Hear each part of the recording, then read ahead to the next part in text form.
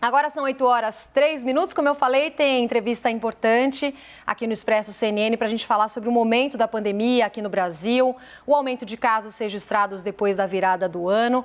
A gente vai conversar a partir de agora, ao vivo, com a pneumologista e pesquisadora da Fiocruz, doutora Margarete Dalcomo, que mais uma vez faz a gentileza de nos atender. Doutora, boa noite, bem-vinda aqui com a gente mais uma vez. Feliz Ano Novo e saúde para a senhora. Tá me ouvindo bem por aí? Estou ouvindo muito bem, boa noite a todos, um ótimo ano, um ano melhor, sem dúvida, mais saudável para todos nós, para os nossos ouvintes. É isso que a gente deseja, doutora. Estamos, inclusive, as duas de branco por aqui hoje, adorei. Doutora, queria começar te perguntando sobre alguns registros que a gente tem de casos que vêm sendo chamados de flurona, que é a coinfecção de Covid-19 com influenza, né? Um nome que surgiu aí depois da primeira identificação em Israel. Qual seria a gravidade desse quadro duplo? Já tem como a gente saber, doutora, se eles ficariam mais graves, se eventualmente a pessoa é contaminada com Covid e com influenza ao mesmo tempo? Sim, na verdade isso não nos causa nenhuma surpresa, né? Sobretudo no Brasil, quando nós temos aqui na região sudeste, em especial, duas epidemias concomitantes, uma epidemia por vírus da influenza A, todo mundo sabe, com essa nova cepa Darwin H3N2, que é extremamente contagiosa, então, e nós temos ao mesmo tempo, né, de maneira simultânea, uma nova cepa de preocupação circulando, que é a cepa Ômicron da Covid-19, que tem todas as condições, pela sua alta taxa de transmissibilidade, de se tornar a cepa dominante, mesmo que não mais grave, que ela tudo indica que ela não seja. Então, hoje nós nunca tivemos tantos casos de Covid-19 ao mesmo tempo como estamos vivendo, né? Eu, particularmente, estou recebendo 2, 3 por dia novos, né, de pessoas que foram a festas, aglomerações durante as festas de fim de ano, reuniões familiares maiores e festas sociais em ambientes fechados, pacientes, pessoas que viajaram para outros estados do Brasil e que não estão conseguindo voltar porque testaram positivo, então não podem pegar avião, de modo que assim, não vejo nada surpreendente, não estamos vendo casos, mas certamente há outros casos além desses formalmente notificados às redes formais de notificação das secretarias da saúde, como nós sabemos que são um caso ou outro, mas certamente deve haver muito mais, né? A gravidade e eventual necessidade de hospitalização estará ligada na circunstância de uma dupla infecção ou de uma coinfecção, como nós chamamos, estará ligada às condições próprias da pessoa, ou seja, idade, se ela é portadora de alguma condição prévia que possa levar ao agravamento, visto que a cepa Ômicron dá muito menos, ela resulta em muito menos comprometimento pulmonar do que as cepas anteriores. Sim, mas doutora, essa coinfecção, ela pode aumentar a taxa de hospitalizações, né, de pessoas que precisem buscar os hospitais? Ou não tem como a gente relacionar uma coisa a outra? Eu acabei de dizer, vou tentar explicar de uma maneira mais clara. As condições que poderiam responder a isso, ou seja, nós até esse momento, ainda que já tenhamos visto outros casos com coinfecção, nós não precisamos internar ninguém. O que levaria a um agravamento não é exatamente o papel de cada patógeno individualmente, são as condições próprias da pessoa, ou seja, se é uma pessoa de mais idade, se ela é portadora de uma condição clínica já, uma comorbidade, como nós chamamos, que leve ao agravamento, ou se eventualmente a gripe por influenza A concorra com uma pneumonia viral importante, o que seria mais provável, digamos assim, do que uma pneumonia causada pela cepa Ômicron, que na verdade é hoje uma doença quase que praticamente restrita às vias aéreas superiores. Sim. Doutora, como é que a senhora acompanha esse aumento de casos de Covid-19 depois da virada? A senhora estava falando sobre casos de pacientes que até eventualmente estão com dificuldade para voltar para suas cidades de origem, né? Porque viajaram e aí testam positivo e ficam também com essa dificuldade. Em quanto tempo a Ômicron pode ser já a cepa dominante aqui no nosso país? Olha, nós não podemos precisar, né? Essa é uma outra pergunta cuja resposta não é matemática, mas é muito provável porque nós temos uma grande parte da população vacinada, porém a cepa Ômicron, ela não respeita exata e diretamente o fato de estar vacinado, sobretudo quem não tem a terceira dose de reforço, então ela pode contaminar sim pessoas que estão com 2 doses de vacinas eventualmente tomadas nos seus prazos, porém ela pode se tornar dominante, e eu diria que em algumas semanas, como já se tornou nos Estados Unidos, porque a sua taxa de transmissibilidade, ou seja, aquele R0, né, do qual vocês nos ouviram falar tantas vezes, a capacidade de transmitir, que no caso da cepa Ômicron está acima de 5, então ela, evidentemente, ela pode se tornar dominante rapidamente. Agora, ela parece, até o momento, ela parece ser uma cepa mais benigna, digamos assim, né? E lembrando que ela está no Brasil, onde a nossa população está bem mais vacinada do que em outros locais, como inclusive alguns países europeus, né? Onde nós sabemos que há 35% da população que não está se vacinando na Alemanha, outros 35% na França, e no Brasil nós temos visto, a despeito de todos esses discursos negacionistas, essa retórica que foi tão nociva ao Brasil, como nós vemos uma confiança e uma adesão da população brasileira muito bonita ao processo de imunização. E isso haverá também com as crianças, seguramente.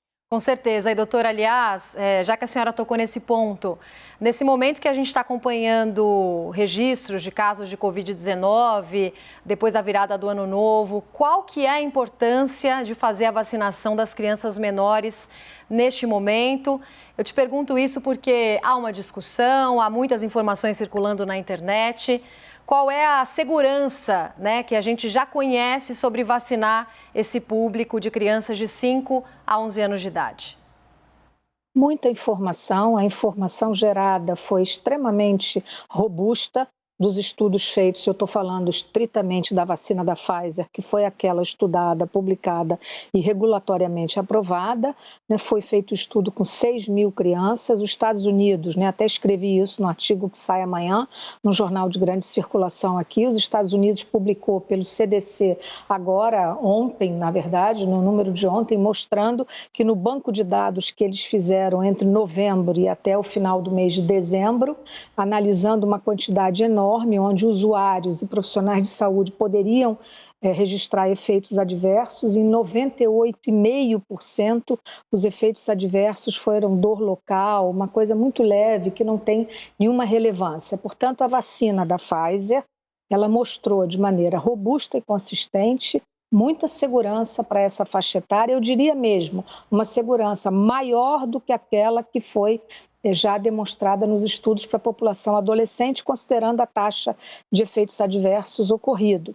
E muita segurança e muita eficácia ou efetividade no mundo real. Então, se você pensar que nos Estados Unidos já foram vacinadas mais de 8 milhões de crianças nessa faixa etária, e o Brasil, né, todos os pais brasileiros sabem que as nossas crianças não morrem mais e nem ficam doentes de doenças ditas preveníveis, como sarampo, difteria, coqueluche. Todas essas doenças são preveníveis por vacina.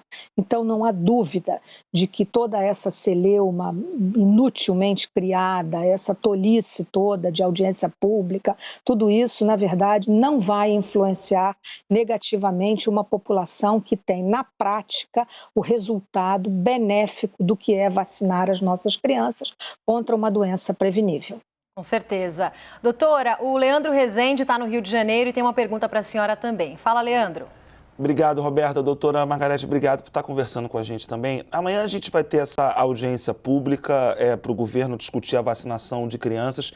O governo não deve mudar a sua posição, vai continuar insistindo aí nesse discurso que coloca pouca necessidade das crianças serem vacinadas. A senhora é uma pesquisadora, mas também está na linha de frente, né? A senhora tem um contato com o público. A senhora percebe que esse discurso do presidente, do governo federal, de uma forma geral, afeta a confiança das pessoas, dos pais agora em vacinar as crianças, doutora? A senhora vê que esse impacto existe no dia a dia? Não, felizmente não. Felizmente não, pelas razões às quais eu acabei de me referir, né? A população brasileira, desde que o PNI nasceu há quase 50 anos, sabe que ele nasceu para dar certo. O SUS oferece graciosamente quase 2 dezenas de vacinas para a população dita pediátrica, né? A população na primeira infância, até o 5º ano de vida.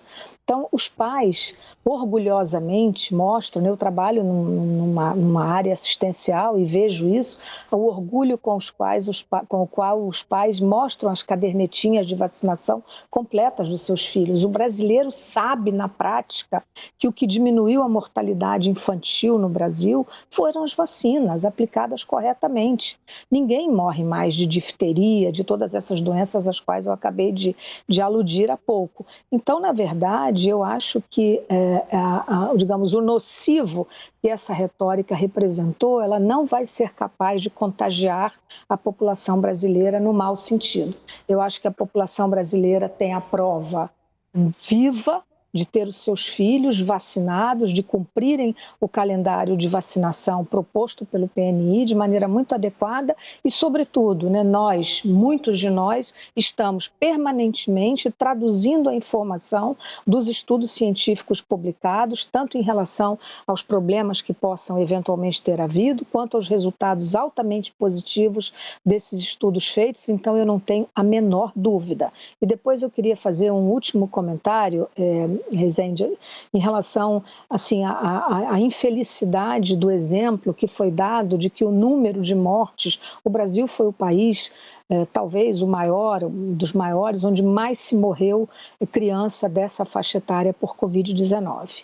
E mais do que isso ainda, né, como pesquisadora, posso lhe dizer, não é uma questão metodológica, mas é uma questão da economia da saúde. Quando morre uma criança, você não conta aquela morte, você conta em anos de vida perdidos. Então, uma morte pediátrica significa muito para nós, muito. Com certeza. E, doutora, ainda falando sobre a vacinação de crianças, para que as informações fiquem completamente claras para as pessoas que estão assistindo, a senhora vê algum sentido nessa discussão sobre exigir prescrição médica para vacinar as crianças contra a Covid-19, já que nunca houve necessidade de prescrição para outras vacinas que já vêm protegendo as nossas crianças? Não, de modo algum. Isso é uma outra tolice completa, né? Não tem o menor sentido. Há pouco fiquei feliz de saber que Eunésio Fernandes, que é meu amigo, enfim, secretário da Saúde do Espírito Santo, a pessoa da mais alta qualificação técnica, que certamente vai se posicionar de maneira muito firme, né, em relação ao que isso representa. Isso não faz o menor sentido, de modo algum, e eu espero que a grande maioria, ou todos os secretários da saúde, municipais e estaduais, tenham a sensibilidade, o juízo, digamos assim, de não levarem a sério uma recomendação que não faz o menor sentido, absolutamente não. Sim. Doutora, agora voltando a falar sobre esse aumento de casos, a gente já sabe que a terceira dose, a dose de reforço, há alguns estudos que tentam avaliar a proteção contra a variante Ômicron. A pessoa vacinada com a terceira dose está de fato mais protegida e quanto tempo depois de ter feito essa imunização de reforço, doutora? Olha, tudo indica que sim, né, que a variante Ômicron, ela se comporta pela sua alta taxa de contagiosidade e de transmissibilidade, ela exige uma dose de reforço, né? Enfim, tudo indica isso, né? Israel, por exemplo, já tomou até a decisão de saúde pública de dar uma 4ª dose, uma 2ª dose de reforço, o que me parece, inclusive, bastante plausível e que muito provavelmente outros países, inclusive aqui, essa discussão já é muito presente no meio acadêmico e científico, né? Se nós precisaremos de ter uma 2ª dose de reforço, eu particularmente acho que sim, né? Agora em 2022. Mas tudo indica que sim, que uma dose de reforço, ela assegura uma produção de anticorpos neutralizantes que seria mais protetora em relação a essa variante, que na verdade ela se comporta quase como se ela fosse um novo vírus, porque ela é tão diferente da cepa original, né? Pelo seu número enorme de mutações, então sem dúvida nenhuma, a dose de reforço, ela parece sim ser mais protetora. Quanto tempo depois, enfim, os estudos mostram, mas essa é uma resposta também de precisão muito pequena, então por isso nós somos muito cautelosos quando não há uma informação precisa em responder, mas tudo indica que após 2 semanas de vacinado, nós tenhamos alcançado uma produção de anticorpos neutralizantes suficiente. Agora, se isso é específico ou não para a variante Ômicron, isso nós não podemos responder até o momento. Tá certo. Doutora, muito obrigada pela entrevista, por todos os esclarecimentos mais uma vez. Um bom ano para a senhora e tomara que a gente volte a se encontrar por aqui também. Obrigada. Igualmente, obrigada. Boa noite.